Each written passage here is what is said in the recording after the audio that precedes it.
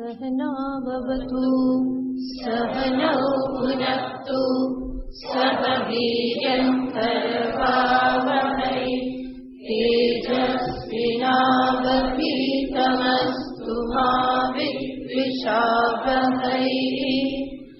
ॐ शान्ति शान्ति शान्तिः। शङ्करं शङ्कराचार्यं केशवं बादरायणं सूत्रभाष्यकृतौ वन्दे भगवन्तौ पुनः पुनः। ईश्वरो गुरुरात्मेति मूर्तिभेदविभागिने व्योमवद्व्याप्तदेहाय दक्षिणामूर्तये नमः।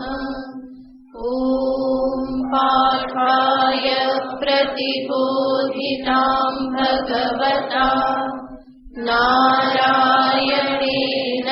स्वयं व्यासेन ग्रथितां पुराणमुनिना मध्ये महाभारतम् अद्वैतामृतवर्षिणीं भगवतीम् अष्टादशाध्यायिनीम्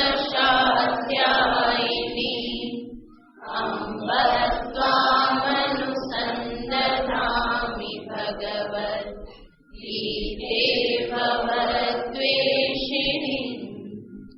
यं ब्रह्मा वरुणेन्द्ररुद्रमरुतः स्तुवन्ति दिव्यैस्तवैः वेदैः साङ्गपदक्रमोपनिषदैः गायन्ति यं सामगाः। ज्ञानावस्थिततद्गतेन मनसा पश्यन्ति यं योगिनः यस्यान्तं न विदुःसुरासुरगणा देवाय तस्मै नमः। यस्यान्तं न विदुःसुरासुरगणा देवाय तस्मै नमः। श्रीभगवानुवाच अशोच्यानन्वशोचस्त्वं प्रज्ञावादांश्च भाषसे गतासूनगतासूंश्च नानुशोचन्ति पण्डिताः। न त्वेवाहं जातुनासं न त्वं नेमे जनाधिपाः न चैव न भविष्यामः सर्वे वयमतः परम् देहिनोऽस्मिन् यथा देहे कौमारं यौवनं जरा तथा देहान्तरप्राप्तिः धीरस्तत्र न मुह्यति। मात्रा स्पर्शास्तु कौन्तेय शीतोष्णसुखदुःखदाः आगमापायिनो नित्याः तांस्ति तितिक्षस्व भारत। यं हि न व्यथयन्त्येते पुरुषं पुरुषर्षभ समदुःखसुखं धीरं सोऽमृतत्वाय कल्पते।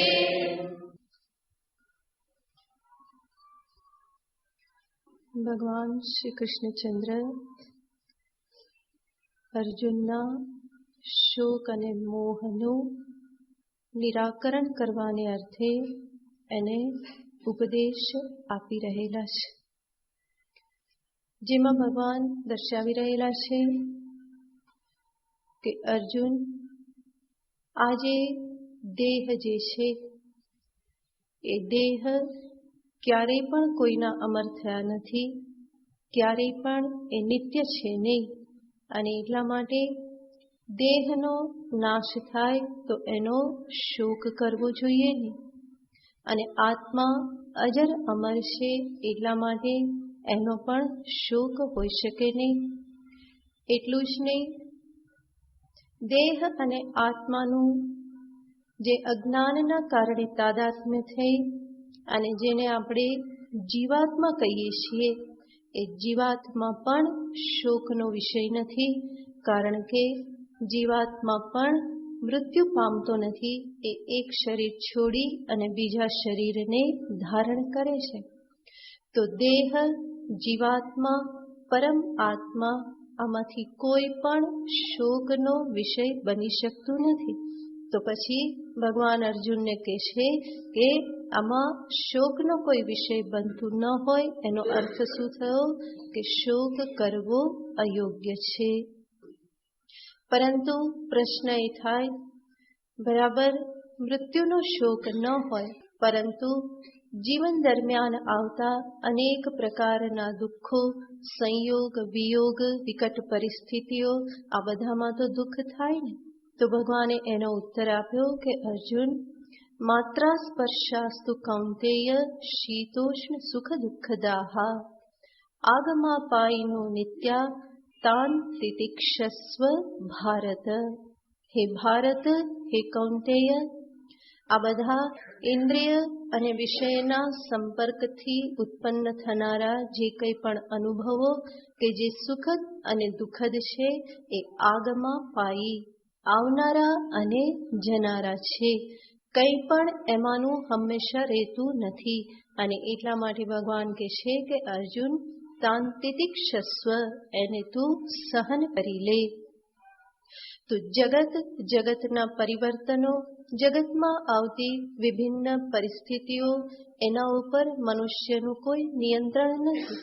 એને એ બદલી શકવાનો નથી. પોતાને અનુરૂપ જ હંમેશા પરિસ્થિતિનું નિર્માણ થાય એવું પણ સંભવ બનવાનું નથી, કારણ કે જીવના પોતાના કર્મો જ અનેક પ્રકારના છે, પૂર્વકર્મ, અને એ પૂર્વકર્મના આધારે આ જીવનમાં એને સુખ દુઃખ પ્રાપ્ત થતા રહેવાના છે.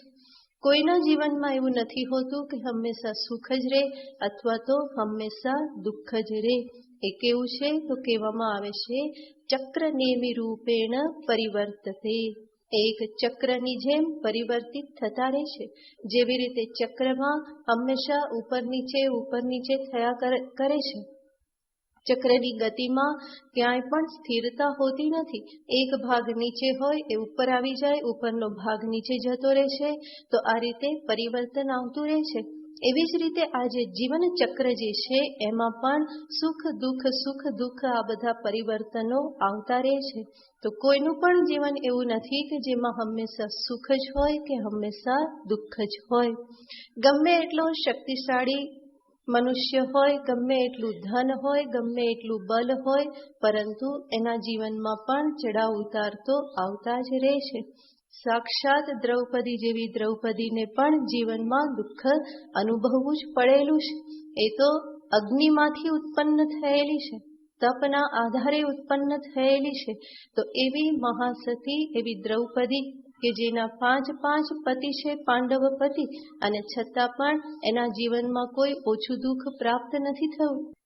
તો એવી વ્યક્તિ પણ જ્યારે આ સુખ દુઃખથી છૂટી શકતી નથી, તો સામાન્ય મનુષ્ય જે છે એની તો શું વિષાદ છે.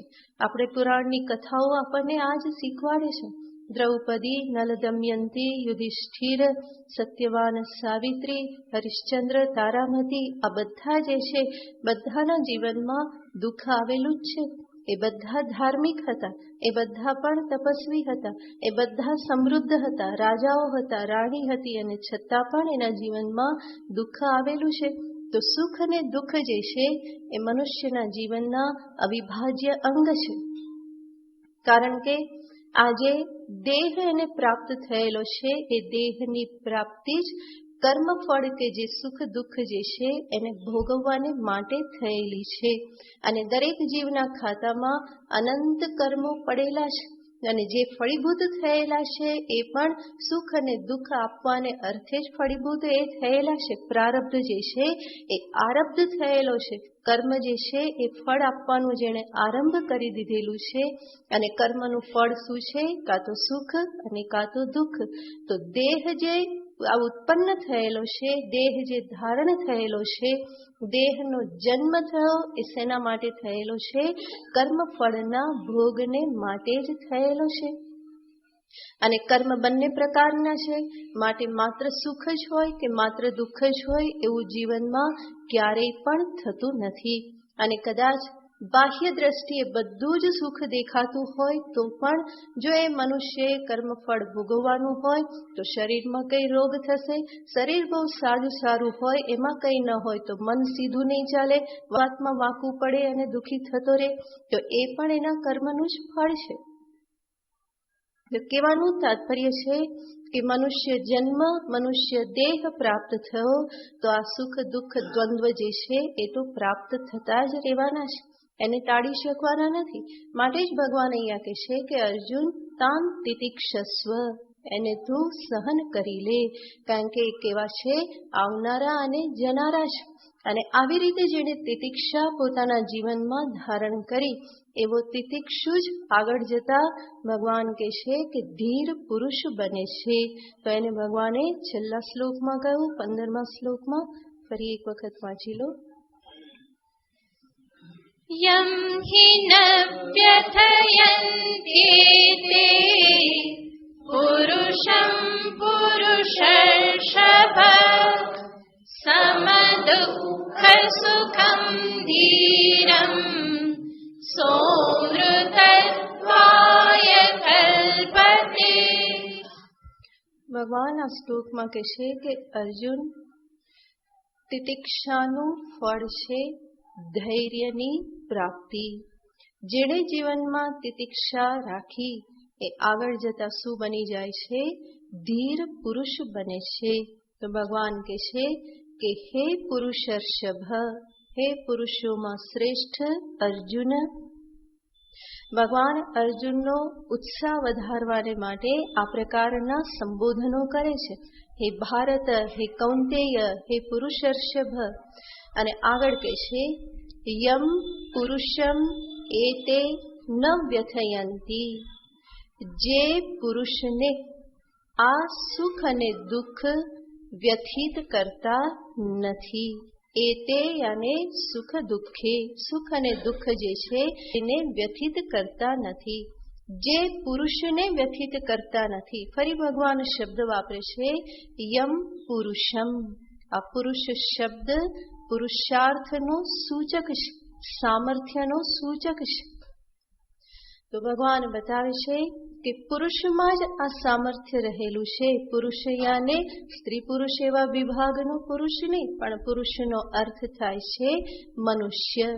મનુષ્યમાં જ આ સામર્થ્ય રહેલું છે. શું સામર્થ્ય રહેલું છે?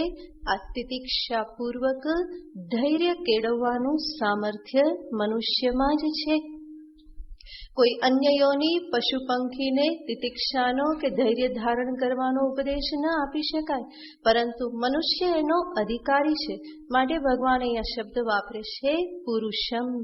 યમ પુરુષમ એતે સુખ દુઃખે ન વ્યથયંતી, જે પુરુષને આ વ્યથિત કરતા નથી. એનો અર્થ જે આત્મિક શક્તિથી યુક્ત છે એવો મનુષ્ય કે જેને આ બાહ્ય જે કંઈ પણ દ્વંદ્વ છે, માત્ર સ્પર્શથી ઉત્પન્ન થતા સુખ દુઃખ અનુભવ જે છે એ જેને વ્યથિત કરતા નથી. વ્યથિત કરતા નથી એનો અર્થ જેને અંદરથી હલાવી દેતા નથી. ભગવાન શબ્દ વાપરે છે વ્યથિત કરતા નથી. એનો અર્થ અનુભવ તો જરૂર થાય છે, સુખ દુઃખનો અનુભવ જરૂર કરે છે, પરંતુ એ અનુભવ એ મનુષ્યને અંદરથી વલોવી નાખતા નથી અને વિક્ષિપ્ત કરી નાખતા નથી. એ અનુભવ જે છે એ મનુષ્યને એનું મનુષ્યત્વ ભૂલાવી દેતા નથી, પરંતુ એ મનુષ્ય જે છે એ અનુભવ વખતે પણ પોતાની માનવતા, ગરિમાને એ જાળવી રાખી શકે છે. માટે ભગવાને શબ્દ વાપર્યો કે સુખ દુઃખનો અનુભવ થતો હોવા છતાં પણ ન વ્યથયંતી, એ અંદરથી હલી જતા નથી, પરંતુ હંમેશા પોતાના વ્યક્તિત્વમાંથી એ પોતાની સ્વસ્થતાના સૌંદર્યને હંમેશા એ ફેલાવતા રહેશે, અભિવ્યક્ત કરતા રહેશે. તો મનુષ્યનું સાચું સૌંદર્ય એની સ્વસ્થતામાં રહેલું છે. સુખ આવે દુઃખ આવે એ પોતે સ્વસ્થ બની રહે તો એ જ સાચો મનુષ્ય કહેવાય. માટે ભગવાન અહીંયા પુરુષમ શબ્દ વાપર્યો અને સાથે સાથે કહેશે કે ન વ્યથયંતી, વ્યથિત નથી કરતા. એને જ ભગવાન અહીંયા દર્શાવતા કહેશે સમ દુઃખ સુખમ. એ મનુષ્ય કેવો બની રહેશે તો કે સુખ અને દુઃખમાં એ સમતાને, સમત્વને ધારણ કરનારો. ભગવાન શ્રી કૃષ્ણચંદ્રને આ શબ્દ બહુ જ પસંદ છે. સમ શબ્દ તો એને બહુ જ વાલો છે, એટલા માટે અનેક જગ્યાએ સમ શબ્દનો પ્રયોગ કરે છે. અને સાથે સાથે સુખ દુઃખમાં આ જે સમત્વ વ્યાવહારિક દ્રષ્ટિએ કે આત્મ સ્વરૂપની દ્રષ્ટિએ ગમે તે રીતે સમત્વ ધારણ થતું હોય, પણ એ સુખ દુઃખનું સમત્વ ભગવાન કૃષ્ણને બહુ જ પ્રિય છે. અને એટલું જ નહીં, ગીતાજીમાં વારંવાર એનો ઉલ્લેખ કરી અને ભગવાન આપણને દર્શાવે છે કે એ આપણી પાસેથી શું અપેક્ષા રાખે છે. તો ગીતાજીનો શ્રવણ કરનારો, ગીતાજીનું સ્વાધ્યાય કરનાર, એને જીવનમાં અપનાવનાર જે છે એની પાસેથી ભગવાનને શું અપેક્ષા છે એ આ ગીતાજી સાંભળી અને શું ધારણ કરે, જીવનમાં સમત્વને ધારણ કરે. તો આ સમત્વ, સમતા એ બધું ભગવાનને બહુ પ્રિય છે. માટે જે આગળ કહેવાના છે સમત્વમ યોગ ઉચ્યતે. યોગ શું છે? આ સમત્વ એ જ યોગ છે, સમતા એ જ વાસ્તવમાં યોગ છે. તો ભગવાન કૃષ્ણ બધા પાસેથી આની અપેક્ષા રાખે છે. એક જ્ઞાની હોય, યોગી હોય, કર્મયોગી હોય, સામાન્ય મનુષ્ય હોય કે જ્ઞાનનો જિજ્ઞાસુ હોય, આ બધા પાસેથી ભગવાન સુખ અને દુઃખમાં સમતા જાળવી રાખવા માટેની અપેક્ષા રાખે છે. એક પછી એક જોઈએ તો બધાના માટે ભગવાને આ શબ્દ વાપરેલો છે. શરૂઆત કરીએ જ્ઞાનીથી. તો જ્ઞાનીને માટે ભગવાન 14મા અધ્યાયમાં જ્યારે ગુણાતીતના વર્ણન જ્યારે કહેશે ત્યારે ભગવાન ત્યાં કહેશે સમ દુઃખ સુખ સ્વસ્થ. એ કેવો હોય તો કે સુખ અને દુઃખમાં એ સમતાને ધારણ કરનારો, એને જ ભગવાન જ્ઞાની કહેશે. 12મા અધ્યાયમાં જ્યારે ભગવાન ભક્તના લક્ષણ બતાવે તો ત્યાં પણ ભગવાન કહેશે કે ભક્ત કેવો હોય, સમ દુઃખ સુખ ક્ષમી, અદ્વેષ્ટા સર્વભૂતાનામ મૈત્ર કરુણ એવ ચ, નિર્મમો નિરહંકાર સમ દુઃખ સુખ. દુઃખ અને સુખમાં જે સમત્વને ધારણ કરે છે તો ભક્તને માટે પણ ભગવાને અપેક્ષા રાખે છે. જ્ઞાનીને માટે, ભક્તને માટે, ભગવાન કર્મયોગીને માટે પણ આ બીજા અધ્યાયમાં કહેવાના છે સુખ દુઃખે સમે કૃત્વા. જે સુખ અને દુઃખને સમાન કરે છે. સુખ દુઃખે સમે કૃત્વા લાભાલાભૌ જયાજયો.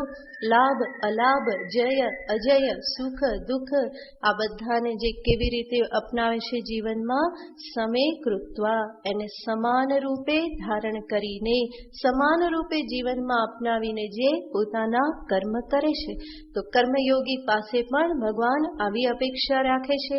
એટલું જ નહીં, ભગવાન જ્યારે 6ઠ્ઠા અધ્યાયમાં યોગીની વાત કરે તો યોગીને માટે પણ ભગવાન દર્શાવે છે શીતોષ્ણ સુખ દુઃખેશુ તથા માનાપમાનયોઃ.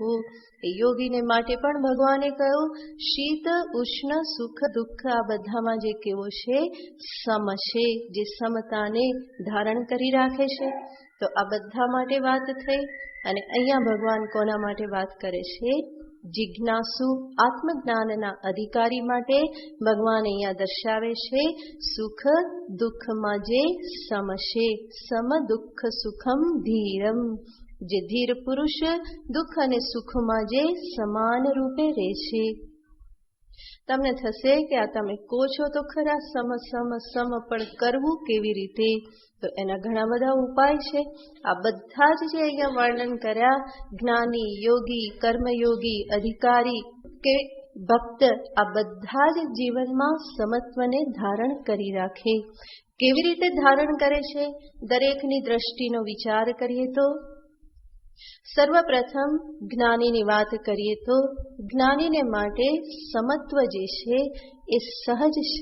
એને પ્રયત્ન કરવો પડતો નથી. ભગવાન એને જ સ્થિતપ્રજ્ઞ પણ કહેશે.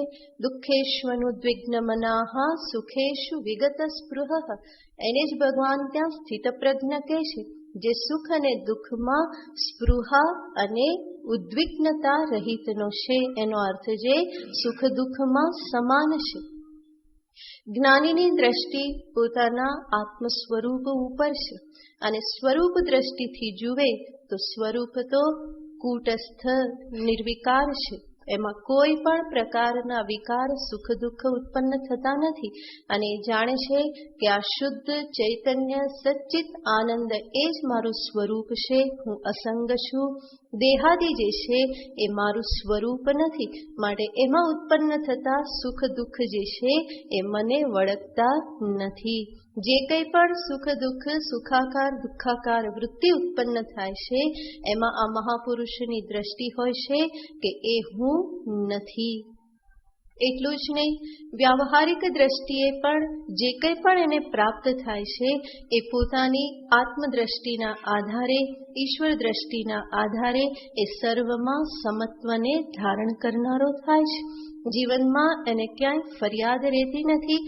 સુખ માટેની સ્પૃહા નથી કે દુઃખ માટે કોઈ ફરિયાદ નથી. જે પણ પરિસ્થિતિ ઉત્પન્ન થાય એમાં એ કહેવાશે તો કે મજામાં જ છે, આનંદમાં છે. સવારે મજામાં, સાંજે પણ મજામાં છે. એમાં કંઈ ફેર પડતો નથી. સુખ કે દુઃખની ના આવે જેને હેડકી. આઠે પ્રહોર આનંદ રે. તો આઠે પ્રહોર આનંદ છે એ જ છે સમત્વ.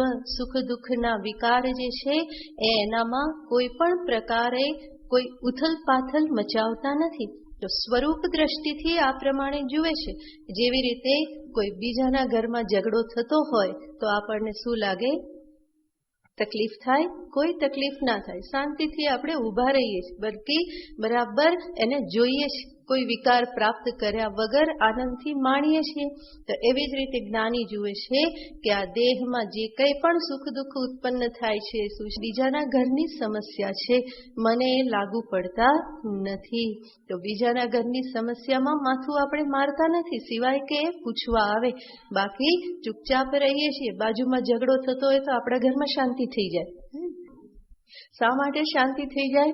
કારણ કે એ ઝઘડો જે છે એ ઝઘડાને જોતાની સાથે આપણને અંદર કંઈક થવા લાગે અને આપણા ઘરમાં કંઈક ઊંચું નીચું થતું હોય તો એમ થાય કે ક્યાંક ત્યાં સુધી ના પહોંચી જાય. એટલા માટે શાંતિ રાખવાની. અને ઘણી વખત બીજાના ઝઘડામાં રસ હોય એટલા માટે પણ શાંતિ થઈ જાય કે બરાબર સંભળાય ને શું બોલે છે. તો બીજાના ઘરનો ઝઘડો આપણા ઘરમાં શાંતિ રાખી દે છે, પરંતુ એ આપણને હલાવતો નથી. શા માટે? કારણ કે એની સાથે આપણું તાદાત્મ્ય નથી. જેવી રીતે ઘર બીજાનું છે એવી રીતે જ્ઞાનીની દ્રષ્ટિથી આ દેહ પણ બીજાનો જ છે. એ બીજાનું ઘર છે, પોતાનું ઘર નથી. જ્યાં સુધી દેહમાં બેસવામાં આવે તો જરૂર સુખ દુઃખ માન અપમાન આ બધા જ જે છે એ મને અસર કરવાના છે. પહેલા પણ મેં દ્રષ્ટાંત આપેલું. સ્વામી અખંડાનંદજી મહારાજ ક્યાંક યાત્રા કરતા હતા અને જ્યારે ટ્રેનમાં યાત્રા કરતા હતા તો બહુ ભીડ હતી. રાત્રે ટ્રેનમાં ચડ્યા તો એક ભાઈ જે સૂતેલો હતો એના પગ પાસે થોડી જગ્યા હતી તો ત્યાં બેસી ગયા. હવે પેલા જે ભાઈ સૂતેલા હતા એને ગમ્યું નહીં કે કોઈ અહીંયા બેઠું, અને એટલા માટે એ પોતાના પગની લાત એમને વારંવાર માર્યા કરે, કઈ કઈ એમને ઠોસા કર્યા કરે. ત્યારે એ સાધુ નહોતા થયા તો એ ત્યાં બેઠેલા હતા અને જ્યારે પેલા ભાઈ એમને ઠોસા મારે તો એમને બહુ દુઃખ થાય, પણ બીજો કોઈ ઉપાય નહોતો એટલે એમની લાત ખાઈને પણ ત્યાં બેઠા રહ્યા. એ પછી કોઈક સંતને મળવા ગયા, ત્યારે એમણે સંતને આ વાત કરી કે આવી રીતે જ્યારે મને પેલા ભાઈ કે લાત મારતા હતા તો મને બહુ દુઃખ થતું હતું. એટલે પેલા સંત કે બરાબર છે, દુઃખ થવું જ જોઈએ, કારણ કે તું ખોટી જગ્યાએ બેઠો હતો. તો મહારાજશ્રી કે પણ થોડીક જગ્યા હતી એટલે બેસી ગયો હતો. તો કે હું એની વાત નથી કરતો, તું ખોટી જગ્યાએ બેઠેલો હતો. તું ક્યાં ખોટી જગ્યાએ બેઠો હતો? દેહમાં બેઠેલો હતો. દેહમાં અહંભાવ હતો અને એટલા માટે દેહને લાગતી લાત જે છે એ કોને લાગતી હતી? મને લાગતી હતી. તો તું ખોટી જગ્યાએ બેઠેલો હતો, સાચી જગ્યાએ બેઠો હોત તો આવું દુઃખ તને થાત નહીં. તો આ મહાપુરુષની દ્રષ્ટિ છે. આ દ્રષ્ટિથી એ પોતાના મનને હંમેશા આનંદમાં જ રાખે છે. એક બીજા કોઈ સંત હતા, દરેક પરિસ્થિતિમાં આનંદમાં રહેવું એ સંતનો સ્વભાવ છે, સહજ સ્વભાવ છે. કોઈ પણ પરિસ્થિતિમાં એ હંમેશા મસ્તીમાં જ રહેશે. તો એ જ્યારે જમવા જાય, ક્યાંય ભિક્ષા માટે જાય અને એમને બહુ સારું સારું કરીને ખવડાવે તો એ કે આ ભક્ત કેવા છે, કેટલી બધી મારામાં શ્રદ્ધા રાખે છે, કેટલી બધી ભક્તિ છે કે આવું સારું સારું બનાવીને ભોજન કરાવે છે. અને ક્યાંક જાય ને ત્યાં સરખું ભોજન ન હોય, સાવ સાદું હોય, કંઈ ના હોય એમાં, તો એ કે આ ગૃહસ્થ કેટલા બધા સરસ છે, સાધુનું કેટલું ધ્યાન રાખે છે, અમારી વિરક્તિ ઓછી ન થાય, વૈરાગ્ય ઓછો ન થાય, એનું કેટલું બધું ધ્યાન રાખે છે. તો પોતાનામાં ને પોતાનામાં જુએ છે. જ્યારે બહુ સારું કરે તો કે બહુ શ્રદ્ધાવાળા છે, મને શ્રદ્ધેય માને છે. અને જ્યારે સાધુ આપે તો મન ફરિયાદ ન કરે, એની જગ્યાએ શું કહેશે? આ તો અમને વિરક્ત માને છે, વૈરાગ્યનું રક્ષણ કરવાને અર્થે સુખી રોટલી ભિક્ષામાં આપે છે. તો ક્યાંય પણ ફરિયાદ નથી. જે પણ પરિસ્થિતિ પ્રાપ્ત થાય એમાં કેવી રીતે આનંદ જોઈ લેવો એ સંતોનો સહજ સ્વભાવ છે. એટલા માટે જ સંતોની જોડે રહેવાનું મહાત્મ્ય છે કે એ કેવી રીતે આનંદને એમાંથી શોધી કાઢે છે. નાની અમથી પરિસ્થિતિ, નાની અમથી વાતમાંથી પણ એ આનંદને હંમેશા શોધી લેતા હોય છે.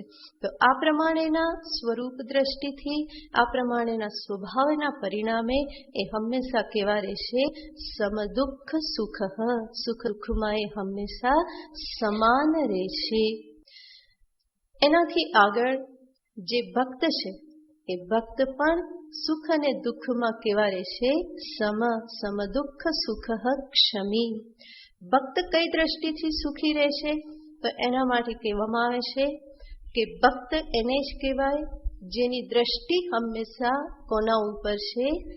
ભગવાન ઉપર છે. જે કંઈ પણ પોતાને જીવનમાં સુખ કે દુઃખ પ્રાપ્ત થાય છે ત્યારે ભક્ત એ સુખ કે દુઃખ ઉપર દ્રષ્ટિ નથી રાખતો, અથવા તો સુખ કે દુઃખ પ્રાપ્ત થવા માટેના જે નિમિત્ત છે એના ઉપર પણ દ્રષ્ટિ નથી રાખતો, પરંતુ સુખ અને દુઃખ રૂપી કર્મફળ આપનાર જે પરમાત્મા ભગવાન જે છે એના ઉપર એ દ્રષ્ટિ રાખે છે. અને એ જાણે છે કે પરમાત્મા તરફથી જ આ ફળ મને પ્રાપ્ત થયેલું છે. તો શું પ્રાપ્ત થયું છે એના ઉપર દ્રષ્ટિ નથી, પરંતુ જે કંઈ પણ પ્રાપ્ત થયું એનો આપનારો કોણ છે એના ઉપર દ્રષ્ટિ છે. અને એને લાગે છે મારા પ્રભુ પાસેથી જે પણ આવ્યું એ કેવું છે? એ સરસ જ છે, એના પ્રસાદ રૂપ છે, એમનો જ પ્રેમ મને આ રૂપે પ્રાપ્ત થાય છે. માટે સુખ મળે તો પણ ભક્ત માને છે કે મારા પ્રભુ કેટલા બધા કૃપાળુ છે, મને એમણે આ સુખ આપ્યું. અને દુઃખ મળે તો પણ ભક્ત શું માને? મારા પ્રભુ કેટલા કૃપાળુ છે, મને કેટલો બધો પ્રેમ કરે છે. પ્રેમ હોય તો જ ત્યાં દુઃખ આપે ને, મને પોતાનો ગણે છે, એટલા માટે મને જીવનમાં આવી પરિસ્થિતિઓ આપે છે. તો સુખ કે દુઃખની ઉપર એ દ્રષ્ટિ રાખતો નથી, પરંતુ સુખ દુઃખના દેનાર જે છે પ્રભુ, એના પ્રિયતમ, એના ઉપર દ્રષ્ટિ છે. અને એટલા માટે એને સુખ દુઃખની કોઈ ફરિયાદ થતી નથી. એનાથી આગળ જ્ઞાની ભક્ત, એનાથી આગળ જોઈએ તો જે કર્મયોગી છે, કર્મયોગી પણ સુખ અને દુઃખમાં સમત્વને ધારણ કરે. કેવી રીતે? તો કે આ જે કંઈ પણ પ્રાપ્ત થાય છે શું છે? ઈશ્વરનો પ્રસાદ છે. મારા પ્રભુનો પ્રસાદ છે. એણે જે નિશ્ચિત કરીને આપ્યું એમાં જ મારું હિત છે. આવી રીતની દ્રષ્ટિ કર્મયોગી હંમેશા કેળવે છે. અને સાથે સાથે એ પણ જાણે છે સુખસ્ય દુઃખસ્ય ન કોપી દાતા પરો દદાતી કુબુદ્ધિરેશા. સુખ અને દુઃખનો આપનારો કોઈ બીજો નથી. બીજો કોઈ આપે છે એવું માનવું એ તો કુબુદ્ધિ છે. બલ્કિ સુખ અને દુઃખ એ મારા જ કર્મના પરિણામે પ્રાપ્ત થતા ફળ છે. એને આપનારો બીજો કોઈ જ નથી. જે પણ છે એ નિમિત્ત માત્ર છે. સુખ અને દુઃખ તો મારા જ કરેલા કર્મનું ફળ છે. કોઈ પણ વ્યક્તિ પરિસ્થિતિ એ નિમિત્ત માત્ર બને છે. એ પોસ્ટમેન જેવા છે, એનાથી વિશેષ કંઈ જ નથી. તો કર્મયોગી આ પ્રમાણે દ્રષ્ટિ રાખે છે. સાથે સાથે જ્યારે કંઈ કર્મ કર્યું અને સુખ મળ્યું તો એ શું સમજે છે? ભગવાન કહે છે આગળ વધો. કર્મ કર્યું અને દુઃખ મળ્યું તો એ સમજે છે માર્ગ બદલો. તો સુખ અને દુઃખની સામે ફરિયાદ કરતો નથી. એમાં એ સમત્વ ધારણ કરી અને જીવનમાં આગળ વધે છે. આ કર્મયોગીની દ્રષ્ટિ છે. યોગીની દ્રષ્ટિ શું છે? તો કે યોગી જ્યારે યોગ સાધના કરે તો યોગીની યોગ સાધનામાં મુખ્ય છે વૃત્તિ નિરોધ. જે કંઈ પણ સુખાકાર દુઃખાકાર વૃત્તિ જે એને ઉત્પન્ન થાય છે એનો એ નિરોધ કરતો જાય છે અને પોતાના દ્રષ્ટા સ્વરૂપમાં સ્થિત રહી સુખ દુઃખમાં સમત્વને ધારણ કરે છે. અને એનાથી આગળ છેલ્લે રહ્યો અધિકારી જિજ્ઞાસુ, જે આત્મજ્ઞાનનો અધિકારી છે. એ કેવી રીતે સમત્વ ધારણ કરે? તો કે એના માટે પણ ઉપાય છે. પોતાના જીવનના મહાન લક્ષ્યને સામે રાખે અને એ મહાન લક્ષ્યને માટે જે કંઈ પણ સહન કરવાનું હોય એને સહન કરવા માટે તૈયાર થાય છે. માટે જ ભગવાને આગળ કહ્યું તાન તિતિક્ષસ્વ, એને તું સહન કરી લે. તો જાણે છે કે આ સહન કરવામાં જ હું આગળ વધવાનું છું, એનાથી હું અધિકારી બનવાનું છું. તો જિજ્ઞાસુ પોતાના મહાન લક્ષ્યને સામે રાખી અને સુખ દુઃખમાં સમત્વને ધારણ કરે છે. તો કેટલા બધા ઉપાય છે સુખ દુઃખમાં સમત્વ ધારણ કરવાને માટે. જરૂર એના માટે કોઈ ચમત્કારિક ઉપાય નથી. મુખ્ય ઉપાય છે સમજદારી કેળવવી. યોગ્ય સમજદારી યોગ્ય અભિગમ કેળવવાથી આ સમત્વને હું જીવનમાં ધારણ કરી શકું. તો ભગવાન કહે છે આવો સમદુઃખ સુખમ ધીરમ. આવો સુખ અને દુઃખમાં જે સમતાને ધારણ કરનારો એવો જે ધીર પુરુષ જે છે એ અમૃતત્વાય કલ્પતે, એ અમરત્વનો અધિકારી બને છે. ભગવાન અહીંયા જે લાભ બતાવે છે એના સિવાયના પણ જીવનમાં ઘણા બધા લાભ છે. આ ધૈર્યને ધારણ કરવાના, સમત્વને ધારણ કરવાના. જે સમત્વ ધારણ કરે છે એને જ ભગવાન ધીર પુરુષ કહે છે. સમદુઃખ સુખમ ધીરમ, સુખ દુઃખમાં જે સમજે છે એવો ધીર પુરુષ.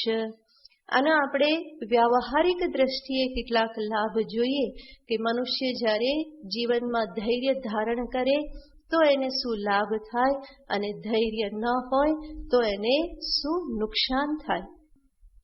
સર્વપ્રથમ તો જોઈએ તો જે ધીર પુરુષ જે છે એ ધીર પુરુષ પોતાના જીવનમાં જે કંઈ પણ પરિસ્થિતિઓ પ્રાપ્ત થાય છે એમાં એ સર્વપ્રથમ વિચાર કરી શકે છે કે આને બદલી શકાય કે ના બદલી શકાય. આવો વિચાર ક્યારે સંભવ બને? જ્યારે ધૈર્ય હોય.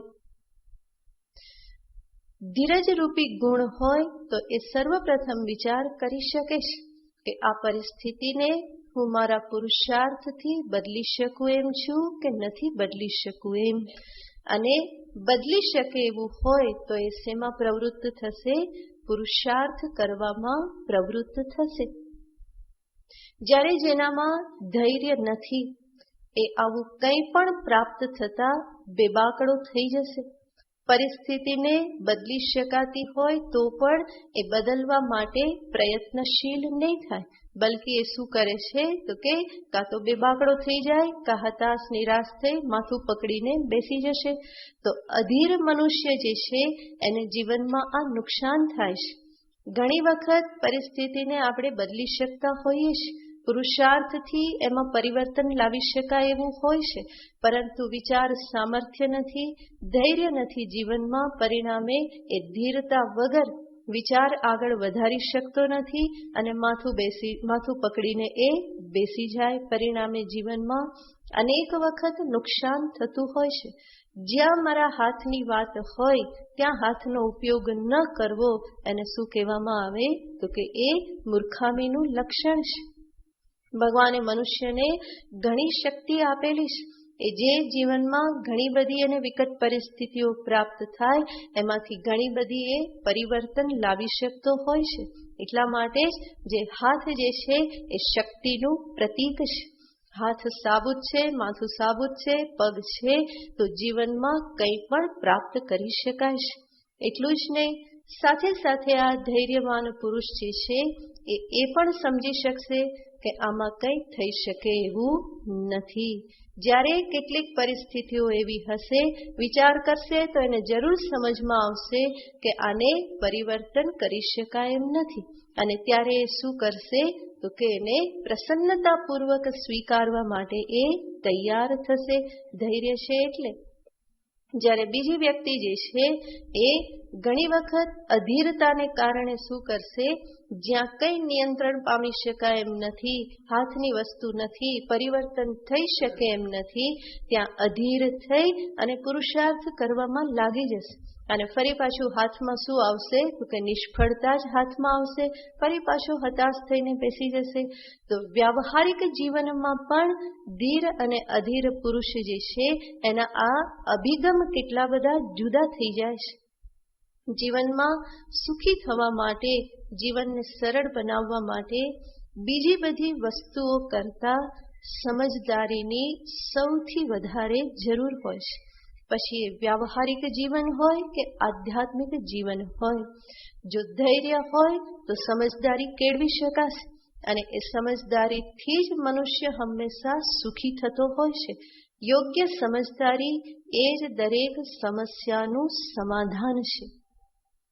જ્યાં મારા અભિગમ યોગ્ય ન હોય, એટીટ્યુડ મારા યોગ્ય ન હોય, ત્યાં હું એને જો બદલી દઉં, ખોટા એટીટ્યુડથી, ખોટી સમજદારીથી સમસ્યા થતી હોય, ગેરસમજણથી એને જો સુધારી લેવામાં આવે તો એ સમસ્યાનું સમાધાન થઈ જાય છે. તો મોટાભાગની સમસ્યાઓનું સમાધાન આ સમજદારીમાં રહેલું છે. અને સમજદારી કોણ કેળવી શકે છે? જે ધીર પુરુષ. અધીર જે છે એ સમજદારીને કેળવી શકતો નથી. એ વિચાર કરવા માટેનું ધૈર્ય જ એની પાસે નથી. હંમેશા એ અધીરો થઈ જાય છે. એ એકદમ જ કાં તો આવેશમાં આવી જાય અને પુરુષાર્થમાં લાગી જાય અને એકદમ જ ફરી પાછો નિરાશ પણ થઈ જાય. તો અધીર પુરુષને જ્યારે જોઈએ તો ખબર પડે કે સવારે એ માથું પકડીને બેઠો હોય, ફરી જોઈએ ત્યારે એ ધમધમતો હોય, ફરી સાંજે જોઈએ તો ફરી હવા નીકળી ગયેલી હોય. તો આ કોનું લક્ષણ છે? અધીર મનુષ્યનું લક્ષણ છે. તો આ વ્યાવહારિક દ્રષ્ટિએ પણ આ પ્રમાણે બંને અભિગમમાં ભેદ પડવાથી એમાંથી જે લાભ અને નુકસાન થાય છે એમાં પણ ભેદ પડી જાય છે. એનાથી આગળ બીજી વાત જોઈએ તો જે ધીર પુરુષ જે છે, જે કંઈ પણ પરિસ્થિતિનું નિર્માણ થયું એમાં એ પોતાની જવાબદારીને સમજી શકે છે. કઈ તકલીફ થઈ, કઈ વિકટ પરિસ્થિતિ આવી તો ત્યાં પોતાની કેટલી જવાબદારી, પોતે શું ભૂલ કરી એને એ સમજી શકે છે. અધીરો માણસ એ સમજવા માટે તૈયાર હોતો નથી. એ હંમેશા બીજા ઉપર જ દોષ ઢોળવાને માટે તૈયાર હોય છે. ધીર પુરુષ વિચાર કરીને સમજી શકે કે અહીંયા મારી આટલી ભૂલ હતી.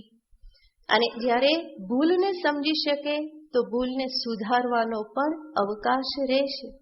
જ્યારે અધીરો માણસ જે છે એ પોતાની જવાબદારી કોઈ સ્વીકારતો નથી, બલકી એકા તો જગતને દોષ દે, બીજી વ્યક્તિને દોષ દે, અને નહીં તો ઈશ્વરને પણ દોષ દે, નહીં તો પોતાના પ્રારબ્ધને દોષ દે અને કે મારું નસીબ જ કેવું છે, વાકું છે.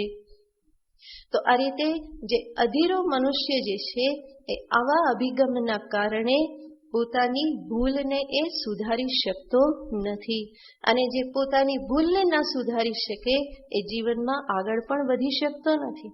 જ્યારે ધીર પુરુષ જે છે એ સમજી શકે છે, એને સમજાવવામાં આવે કે જો અહીંયા તે આમ કર્યું હોત તો આવું ના થાત, અહીંયા તે ભૂલ કરી તો એ સ્વીકારવા માટે તૈયાર રહેશે. તો આ પણ જુદા જુદા અભિગમ છે, જેના પરિણામે જીવનમાં કેટલો બધો ફેર પડી જાય છે. એક વ્યક્તિ પોતાની ભૂલને સુધારતા સુધારતા આગળ વધતો જાય છે, અને અધીર મનુષ્ય જે છે ક્યાં રહેશે? જ્યાં છે ત્યાં ને ત્યાં જ રહેશે, બળકી એનાથી પણ કદાચ નીચે ઉતરી જાય છે, કારણ કે હંમેશા બીજાને જ દોષ દેતો રહે છે. તો આ બધી જે આપણે અહીંયા વાત કરીએ છીએ એને આપણા જીવનમાં જોવાની છે. હંમેશા જોતા રહેવાનું કે મેં આ વ્યવહાર કર્યો, એ વ્યવહાર એક ધીર બનીને કર્યો કે અધીર બનીને કર્યો. જીવનમાં આ પ્રમાણેની સમસ્યા આવી, આ વિકટતા આવી, તો એની પાછળ કારણ કોણ છે? મારી અધીરતા કારણ છે, કેટલે અંશે કારણ છે? તો એ બધાનો વિચાર જીવનમાં થવો જોઈએ, કારણ કે અંતે આ વિચાર કોના માટે છે? મારા પોતાના માટે છે. મારા જીવનમાં મારે વિકાસ કરવો છે, એટલા માટે જ આ વિચાર કરવાનો છે. બીજી વ્યક્તિ ધીર છે કે અધીર છે એ નિશ્ચય આપવા માટે નહીં, પરંતુ પોતાના જ ધૈર્યની પરીક્ષાને અર્થે, એને જ જોવાને અર્થે આ વિચાર કરવાનો છે. નહીં તો બીજા ઉપર સિક્કા મારી દે, ઘરે જઈ અને કહે છે કે જો ગુરુમાએ શું કીધું તું, આટલા અધીરા નહીં થવાનું. પેલા પોતાના ધૈર્યને જોવાનું, બીજાને ઉપદેશ નહીં કે ભાઈ આટલા અધીરો કેમ થઈ જાય છે કે આટલા અધીર કેમ થઈ જાય છે, એવી રીતે નહીં. બીજાને અધીરા સિદ્ધ કરવા માટે નહીં, પરંતુ પોતાના જ ધૈર્યને દ્રઢ કરવાને માટે. ન હોય તો એને લાવવા માટે, અને હોય તો એ ધૈર્યને દ્રઢ કરવાને માટે આ બધા વિચાર આપણે કરીએ છીએ. એનાથી આગળ જોઈએ તો ત્રીજી બાબત, જે વ્યક્તિના મનમાં આ ધીરજ હોય, ધૈર્ય હોય, એ પ્રાપ્ત પરિસ્થિતિનું તટસ્થ મૂલ્યાંકન કરી શકે છે. એટલે કે પરિસ્થિતિ જેવી છે એવી એને એ જોઈ શકે છે, અને પોતાના તરફથી એને એ વધારે ચોડીને ચીકણી કરતો નથી કે કંઈ એને બગાડતો નથી. જ્યારે અધીર મનુષ્ય જે છે એ પરિસ્થિતિને હંમેશા કટોકટીનું સ્વરૂપ આપી દેશે. એના માટે કોઈ પણ સિચ્યુએશન હંમેશા ક્રાઇસિસ બની રહેતી હોય છે, જેને આપણે કહીએ કે કાગનો વાઘ કરી દે. જે અધીરો હોય એ હંમેશા કાગનો વાઘ કરી દે, હોય એના કરતા ઘણું બધું વધારે જોવા માંડે. જ્યારે ધીર પુરુષ જે છે એ કાગને કાગ રૂપે જ જુએ છે, એનાથી વધારે મોટું સ્વરૂપ આપતો નથી.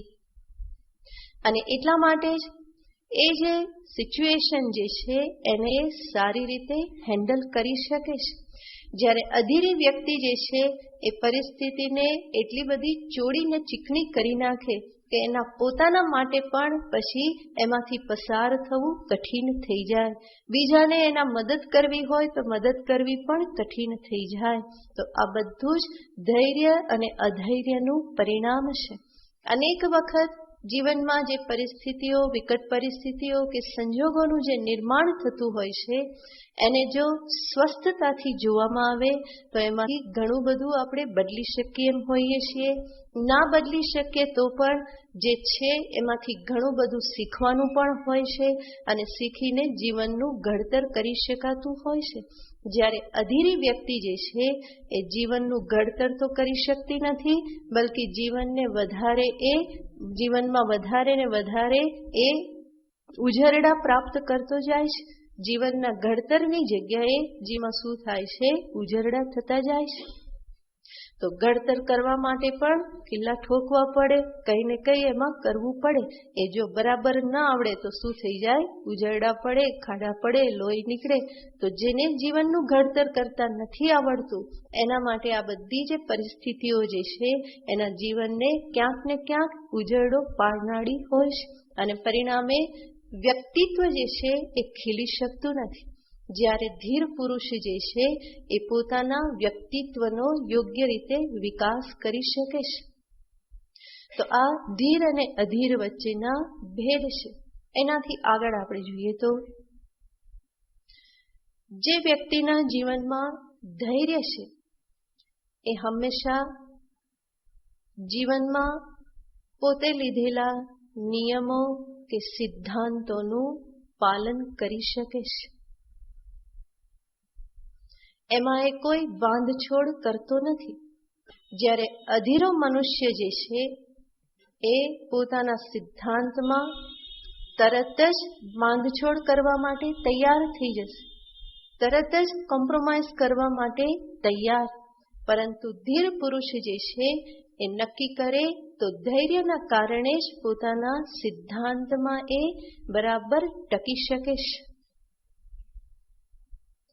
અધીર મનુષ્ય ધૈર્યના અભાવના કારણે જ જે કંઈ પણ નક્કી કરે થોડી થોડી વારમાં એને એ છોડતો જાય છે.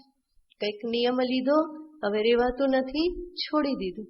જ્યારે ધૈર્ય હોય તો નિયમનું પાલન થોડું કષ્ટ સહન કરીને પણ એ કરે છે.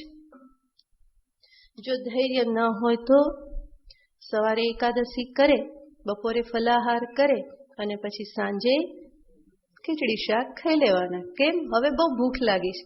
તો બપોરે તો ખાધું તું, ફલાહાર કર્યું તું, પરંતુ સાંજ પડે કે હવે એકાદશી નહીં. તો એ અધીરતા છે, ધૈર્ય નથી, અને એટલા માટે એવું થાય છે. પણ જો ધીર પુરુષ હોય તો થોડું કષ્ટ સહન કરીને પણ, દૂધ પીને પણ એક ટાણું એ ચલાવી લેશ.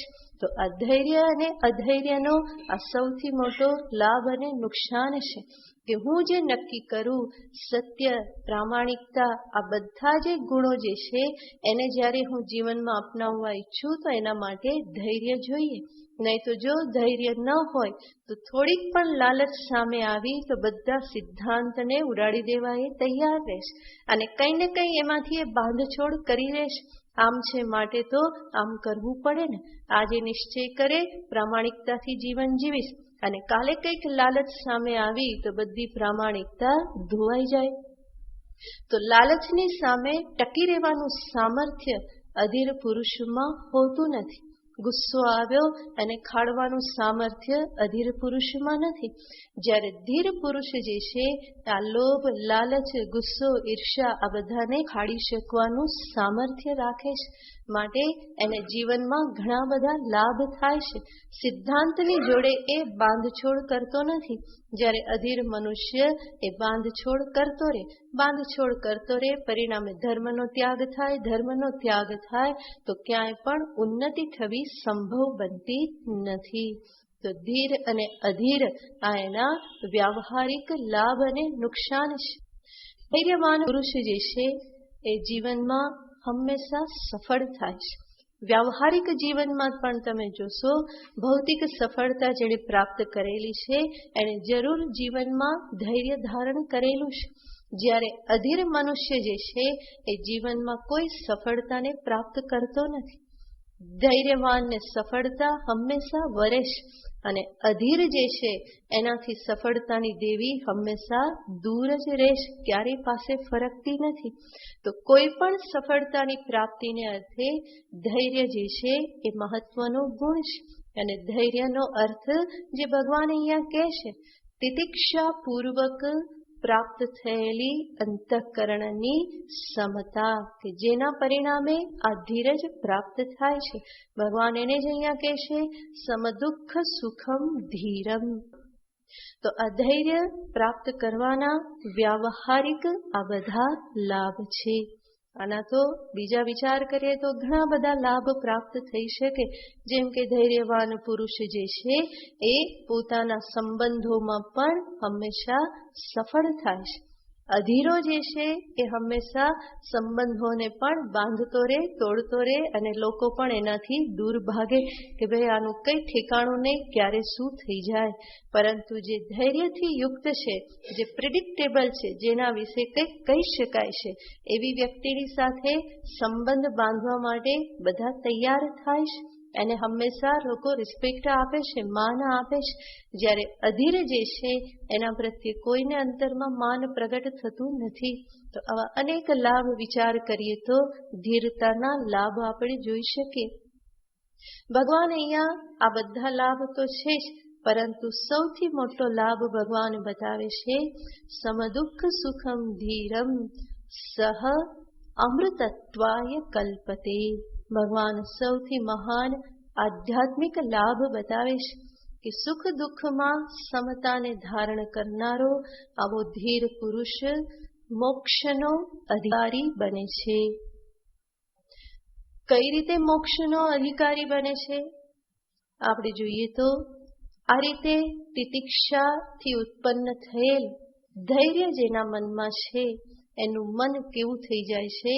તો સીધા સાદા શબ્દમાં કહીએ તો એનું મન ફરિયાદોથી મુક્ત થઈ જાય છે. ખાલી એ દોષારોપણ બીજા ઉપર કરતો નથી. પોતાની જવાબદારી સમજે છે, માટે બીજા પ્રત્યે ફરિયાદ કરવા માટે કોઈ કારણ રહેતું નથી. અને આત્મજ્ઞાનનો અધિકારી આ જ છે જેનું મન ફરિયાદોથી મુક્ત છે. મન ફરિયાદથી મુક્ત હોવું એનો જ અર્થ છે મન શુદ્ધ છે. તીવ્ર રાગ દ્વેષ એમાં નથી, બલ્કિ શુદ્ધ થયેલું છે.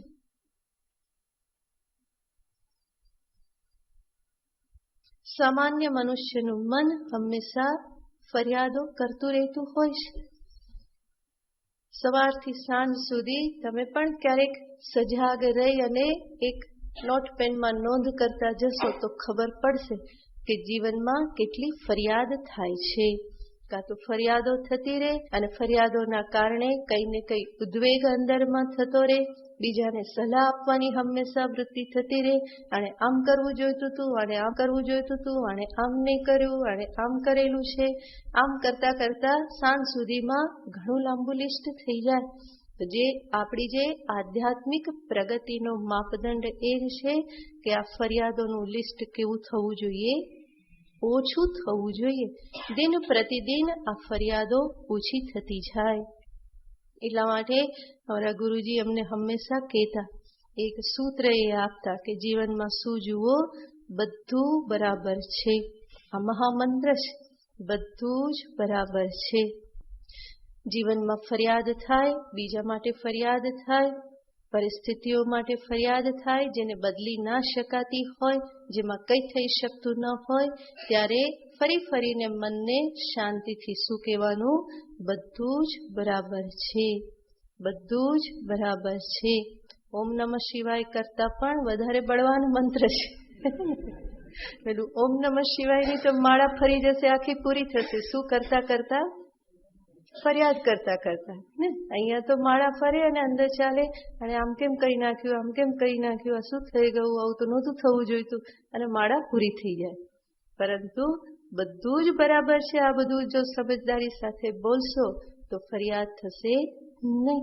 માટે અમને કહેતા કે હંમેશા રાત્રે સૂવો ત્યારે ભગવાનને પ્રાર્થના કરો કે પ્રભુ, હું સવારે ઉઠું તો મારું મન સર્વ ફરિયાદોથી મુક્ત હોય. સર્વ ફરિયાદથી મુક્ત એવું એક નવું જ મન લઈ અને મારું પ્રભાત થાય, મારું સવાર થાય. અને એવી રીતે પ્રાર્થના કરીને સૂવો. સવારે ઉઠો ત્યારે ફરી પાછો સંકલ્પ કરો, આજે હું સજાગ રહીશ, જેથી કરીને બીજા કોઈના પ્રત્યે મને ફરિયાદ ન થાય. હે પ્રભુ, આપ મને સહાય કરજો, જેથી કરીને હું મારા આ સંકલ્પને સફળ કરી શકું. ફરી સાંજ પડે, ફરી જમા ઉધાર લખવાના, કેટલા પાસ થયા, કેટલા નાપાસ થયા, કેટલા ટકા મળે છે, બરાબર, અને પાસિંગ કેટલા રાખવા આપણે, કેટલા મૂક્યા તો પાસ થયા કહેવાય, 35% કે 40 કે 20, તમારા ઉપર જે કરવું હોય તે. પરંતુ આ પરીક્ષા રોજ રોજ થાય, કેટલી ફરિયાદો થઈ, કેટલી ઓછી થઈ, સાંજ પડે જોવાનું. ફરી પાછી સાંજે ભગવાનને પ્રાર્થના કરીએ કે પ્રભુ, આવતીકાલનું પ્રભાત ફરી એવું પ્રભાત ઉઠે કે મારું મન નવું નક્કોર હોય, આજે જે કંઈ પણ અંદર થયું એ ફરિયાદોને હું ભૂલી શકું, અને સવારે સરસ ખીલેલા એક નવા પુષ્પ જેવું જ મારું મન ફરી મને સવારે પ્રાપ્ત થાય, અને એવા સુંદર, શાંત, શુદ્ધ થયેલા મન સાથે હું આખા દિવસને પસાર કરું. ફરી સાંજ પડે, ફરી હિસાબ કરવાનો, ફરી પ્રાર્થના કરવાની, પ્રભુ સહાય કરો, આજનો દિવસ મારો એવો જાય હું બધું જ કેવી રીતે જોઈ શકું, બધું જ બરાબર છે, મારી દ્રષ્ટિમાં હંમેશા મને આજે શું દેખાતું રહે, બધું જ બરાબર છે. આવી રીતનો દિવસ પસાર થાય. ફરી સાંજે પ્રાર્થના, ફરી સવારે સંકલ્પ, ફરી સાંજે પ્રાર્થના, સવારે સંકલ્પ. તો સંકલ્પ એ મારો પુરુષાર્થ, અને પ્રાર્થનાથી ઈશ્વર કૃપાનું બળ પણ મને પ્રાપ્ત થાય. આવું રોજ રોજ કરવામાં આવે તો મન જરૂર શાંત થાય, ફરિયાદોથી મુક્ત થાય, અને મન જેટલે અંશે ફરિયાદોથી મુક્ત થશે એટલે જ અંશે તમને પણ જીવનમાં આનંદ અનુભવાશે, એટલી બધી હળવાશ અનુભવાશે. નહીં તો બીજે બધી ચિંતાઓ કરતા આ ફરિયાદોથી જ હંમેશા મન દબાયેલું રહેતું હોય છે, અને એવું મન મને પોતાને ક્યારેય પણ જોઈતું હોતું નથી. હું પણ કેવું મન ઝંખું છું જે શાંત હોય, સમજદાર હોય, શુદ્ધ હોય, સમત્વથી યુક્ત હોય, એવું જ મન મને પણ જોઈએ જ છે. અને જોઈએ છે તો પછી એના માટે સંકલ્પ કરવો પડે, એના માટે પ્રાર્થના કરવી પડે, રોજ રોજ એનો હિસાબ લેવો પડે. તો આજે આવી રીતે જ્યારે કરવામાં આવે તો ફરિયાદોથી મુક્ત થયેલું શાંત શુદ્ધ મન જે છે એવું મન આત્મચિંતન કરવાનું અધિકારી બની જાય છે. એ આત્મ અનાત્મ વિવેક કરી શકે છે. એવી વ્યક્તિને માટે બીજી બધી બાબતો જે છે એ ગૌણ બની જાય છે. એ સમજી શકે છે, કોઈ વ્યક્તિએ કંઈ આડાવડું કર્યું, કંઈ કહી દીધું તો ત્યારે એ સમજી શકે છે. જેની પાસે ધૈર્ય છે, સમત્વ છે, એ સમજી શકે છે કે એના સંજોગો કંઈ એવા હતા, એણે આવું કરી નાખ્યું, પરંતુ હું તો સમજદાર છું, મારે તો યોગ્ય દ્રષ્ટિ રાખવી જોઈએ. જેમ અર્જુન કહે છે ને, અહોબત મહત પાપમ કર્તુમ વ્યવસિતા વયમ. કૌરવો તો નથી સમજતા, એ તો બિચારા અત્યારે ધર્મને સમજી નથી શકતા, યુદ્ધ કરવાથી શું થશે પરિણામ એમને ખબર નથી. પરંતુ અર્જુન કહે છે કે અમને તો ખબર છે ને, અમે તો સમજદાર છીએ. તો અર્જુનના એ જ શબ્દોને આપણે ક્યાં લગાવવાના? આપણા જીવનમાં. બીજું કોઈ આવું કરે છે એને સત્સંગ નથી મળ્યો, એને સમજદારી નથી મળી, પરંતુ મને તો ઈશ્વરની કૃપાથી સત્સંગ સાંભળવા મળ્યો. શું સારું કહેવાય એ મને ખબર છે, પરિસ્થિતિને કેવી રીતે હેન્ડલ કરાય એ શીખવવામાં આવેલું છે. તો હું મારા જ્ઞાનનો ઉપયોગ કેમ ન કરું? આવું સાધકને હંમેશા થવું જોઈએ. અને એવી રીતે જો એ પોતાનું મન રાખે તો જરૂર અધ્યાત્મ પથે એ આગળ વધી જ શકે. જીવનમાં દિન પ્રતિદિન એના જીવનમાં આનંદમાં હંમેશા વૃદ્ધિ થતી રહે જો આ પ્રકારનો અભિગમ રાખે તો. આનો આધ્યાત્મિક લાભ છે કે મને આત્મજ્ઞાનને માટે અને આત્મજ્ઞાન દ્વારા મોક્ષને માટે અધિકારી બનાવી દે છે.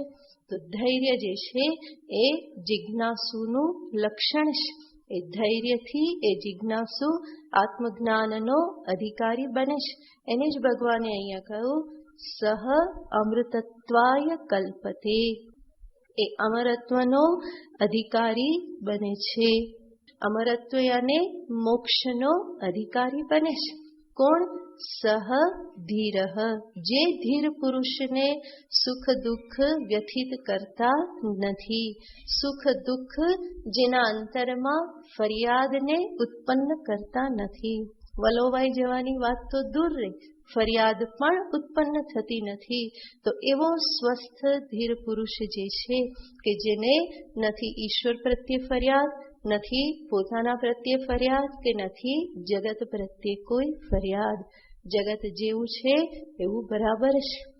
ઈશ્વર જે કરે એ મારા કલ્યાણ માટે જ હોય છે અને મને જે સામર્થ્ય ભગવાને આપેલું છે એ સામર્થ્ય મારા માટે પણ પર્યાપ્ત છે જીવનના લક્ષ્યને પ્રાપ્ત કરવા માટે. તો નથી ઈશ્વર પ્રત્યે કોઈ ફરિયાદ, નથી જગત પ્રત્યે કે નથી પોતાની જાત પ્રત્યે પણ. હું જે છું, ભગવાને જે રીતે મને બનાવ્યો છે એ બરાબર છે. બસ મારો પુરુષાર્થ છે હું વિચાર કરી સમજદારીને કેળવતો જઉં અને જેટલી પણ સમજદારી જીવનમાં પ્રાપ્ત થાય એને હું જીવનમાં આચરણમાં મૂકતો જાઉં. એ જ મારું કર્તવ્ય છે. આ પ્રમાણે જ્યારે સાધક સમજે તો એ આત્મજ્ઞાનનો પૂર્ણપણે અધિકારી થઈ જાય છે. આ જ છે સાધન ચતુષ્ટય સંપત્તિ, જેમાં શમ, દમ, ઉપરતિ, તિતિક્ષા, શ્રદ્ધા, સમાધાન, વિવેક, વૈરાગ્ય, મુમુક્ષા આ બધું જ આમાં આવી જાય છે. અને એવો સાધન ચતુષ્ટય સંપન્ન જે છે એ જ પુરુષ તત્વજ્ઞાનનો અધિકારી છે. જ્યારે અહીંયા ભગવાને કહ્યું કે અમૃતત્વાય કલ્પતે, એક અમરત્વનો અધિકારી બને છે. મોક્ષાય યોગ્યો ભવતી, મોક્ષને માટે એ યોગ્ય બની જાય છે. તો આજે અમરત્વ કે મોક્ષની અહીંયા વાત કરી છે.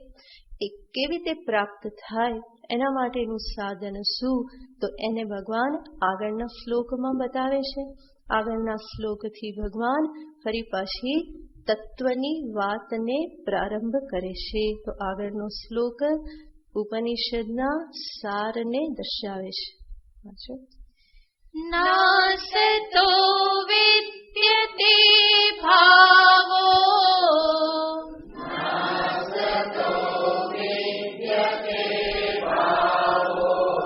ના ભાવો વિદ્યતે સતઃ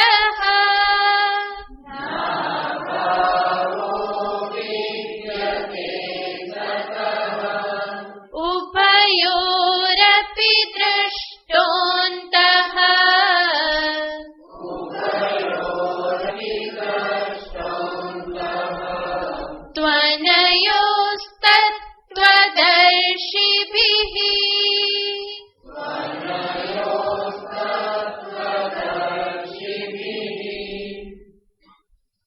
આ શ્લોકમાં ભગવાન તત્વજ્ઞાનની વાત કરે છે. તત્વજ્ઞાન કો, આત્મજ્ઞાન કો, બ્રહ્મજ્ઞાન કો બધાનો અર્થ સમાન થાય છે. તો ભગવાન જે આગળ જે ભગવાને કહ્યું અમૃતત્વાય કલ્પતે, એ અમૃતત્વ અમરત્વ કેવી રીતે પ્રાપ્ત થાય, તો એના માટેનું સાધન છે તત્વજ્ઞાન. આ તત્વજ્ઞાનને માટે કોણ પ્રવૃત્ત થશે, જેને મોક્ષની કામના છે. તો ધીર પુરુષ કે જે મોક્ષને ઈચ્છે છે, નિત્ય સુખને, નિત્ય આનંદને જે ઈચ્છે છે, એ શેના માટે પ્રવૃત્ત થશે, તત્વજ્ઞાનને માટે પ્રવૃત્ત થશે. માટે ભગવાન અધિકારીને દર્શાવ્યા પછી તરત જ તત્વજ્ઞાનને દર્શાવે છે. ભગવાન કહે છે કે તત્વદર્શી પુરુષ જે છે એ આ પ્રમાણે જુએ છે. તો તત્વદર્શીની દ્રષ્ટિ શું, એને ભગવાને આ શ્લોકમાં કહેલી છે અને એના દ્વારા જ તત્વજ્ઞાનને ભગવાન દર્શાવી રહેલા છે, જેને આપણે પછી જોઈશું. ઓમ પૂર્ણમદઃ પૂર્ણમિદં પૂર્ણાત પૂર્ણમુદચ્યતે પૂર્ણસ્ય પૂર્ણમાદાય પૂર્ણમેવાવશિષ્યતે. ઓમ શાંતિ શાંતિ શાંતિ. હરિ ઓમ શ્રી ગુરુભ્યો નમઃ. હરિ ઓમ. ગંગા સ્તોત્રમ.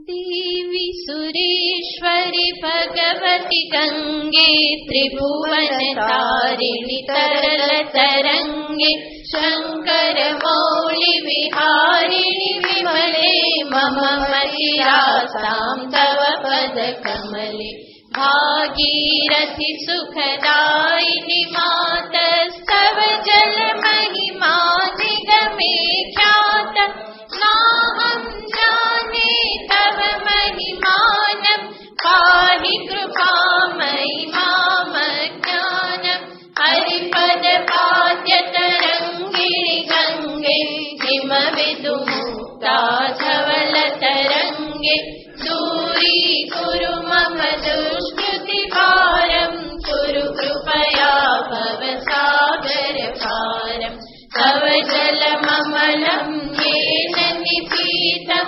परमपदं खलु तेन गृहीतं मातर्गङ्गे त्वय्यो भक्त विलतं द्रष्टुं नयमः शक्त पतितोद्धारिणि जाह्नवी गङ्गे खण्डितगिरिवरमण्डितभङ्गे भीष्मजननि हे मुनिवरकन्ये पतितनिवारिणि त्रिभुवनधन्ये कल्पलतामिव फलदां लोके प्रणमति यस्त्वां न पतति शोके पारावारविहारिणि गङ्गे विमुखयुवति कृततरलापाङ्गे तव चेन्मातश्रोतस्नात पुनरपि जठरे सोऽपि न जात नरकनिवारिणि जाह्नवी गङ्गे कलुषविनाशिनि महिमोत्तुङ्गे पुनरसदङ्गे पुण्यतरङ्गे जय जय जाह्नवी करुणापाङ्गे सिंहमुकुटमणिराजित चरणे सुखदे शुभदे मृत्यशरण्ये रोगं शोकं चापं पापं हर मे भगवति कुमति कलापं त्रिभुवनसारे वसुधाहारे त्वमसि गतिर्मम खलु संसारे अलकानन्दे परमानन्दे कुरु करुणामयि कातरवन्दे तव तटनिकटे यस्य निवास खलु वैकुण्ठे तस्य निवास हरमिहनीरे कपटो मीनः किं वा तीरे शरटः क्षीणः अथवा श्वपचो मलिनो दीनस्तवनहि दूरे नृपतिकुलीन ओ भुवनेश्वरि पुण्ये धन्ये देवी तव मयि मुनिवरकन्ये गङ्गास्तवमिममलं नित्यं पठति नरो यस्य जयति सत्यम् येषां हृदये गङ्गा भक्तिस्तेषां भवति सदा सुखमुक्ति मधुराकान्ता पञ्चटिकाभिः परमानन्दकलितललिताभिः गङ्गास्तोत्रमिदं भवसारं वाञ्छितफलदं विमलं सारं शङ्कर सेवक शङ्कर रचितं पठति सुखी स्तव इति च समाप्तं शङ्कर सेवक शङ्कर रचितं पठति सुखी स्तव इति च समाप्तं जय जय गङ्गे जय हर गङ्गे जय जय गङ्गे जय हर गङ्गे जय जय गङ्गे जय हर गङ्गे जय जय गङ्गे जय हर गङ्गे जय जय गङ्गे जय हर गङ्गे जय जय गङ्गे जय हर गङ्गे जय जय गङ्गे जय हर गङ्गे जय जय गङ्गे जय हर गङ्गे बोल श्री गंगा मैया की जय।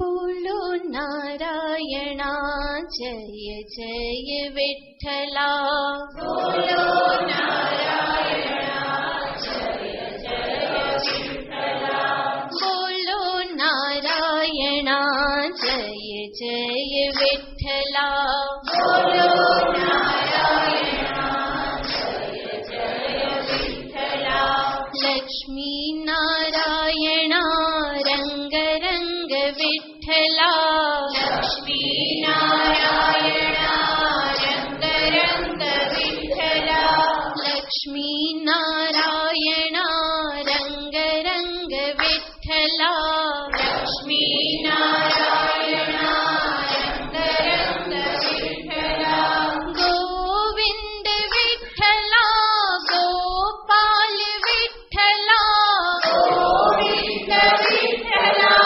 गोपाल विठ्ठला गोविंद विठ्ठला गोपाल विठ्ठला गोविंद विठ्ठला गोपाल विठ्ठला श्रीरंग विठ्ठला पांडुरंग विठ्ठला श्रीरंग विठ्ठला पांडुरंग विठ्ठला श्रीरंग विठ्ठला पांडुरंग विठ्ठला श्रीरंग विठ्ठला पांडुरंग विठ्ठला बोलो नारायणा जय जय विठ्ठला बोलो नारायणा जय जय विठ्ठला बोलो नारायणा जय जय विठ्ठला बोलो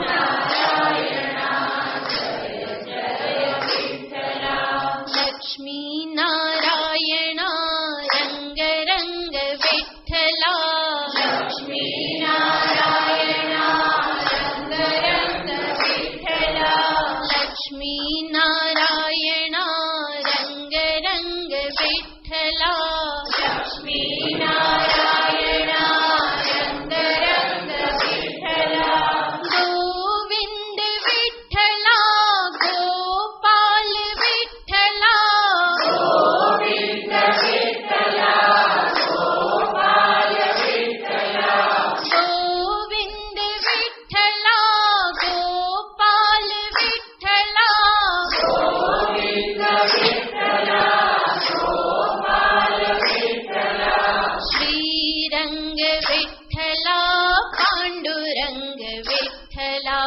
श्रीरंग विठ्ठला पांडुरंग विठ्ठला श्रीरंग विठ्ठला पांडुरंग विठ्ठला श्रीरंग विठ्ठला पांडुरंग विठ्ठला बोलो नारायणा जय जय विठ्ठला बोलो नारायणा जय जय विठ्ठला बोलो नारायणा जय जय विठ्ठला बोलो नारायणा जय जय विठ्ठला लक्ष्मी नारायणा रंग रंग विठ्ठला लक्ष्मी नारायणा रंग रंग विठ्ठला लक्ष्मी नारायणा रंग रंग विठ्ठला लक्ष्मी नारायणा रंग रंग विठ्ठला गोविंद विठ्ठला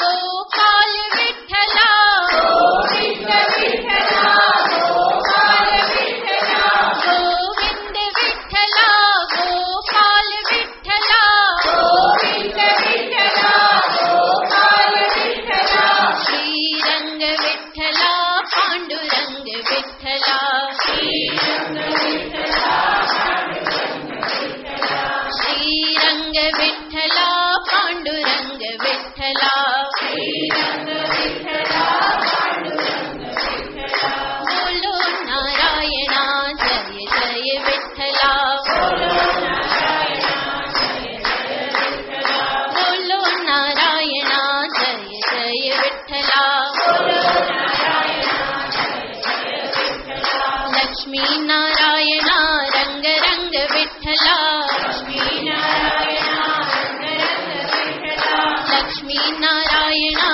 रंग रंग विठ्ठला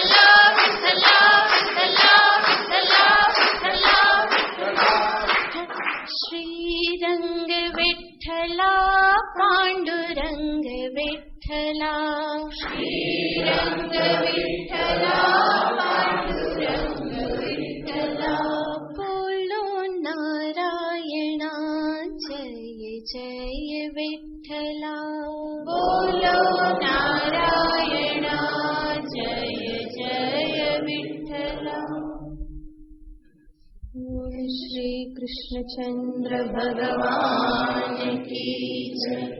राजा रामचंद्र भगवान की जय।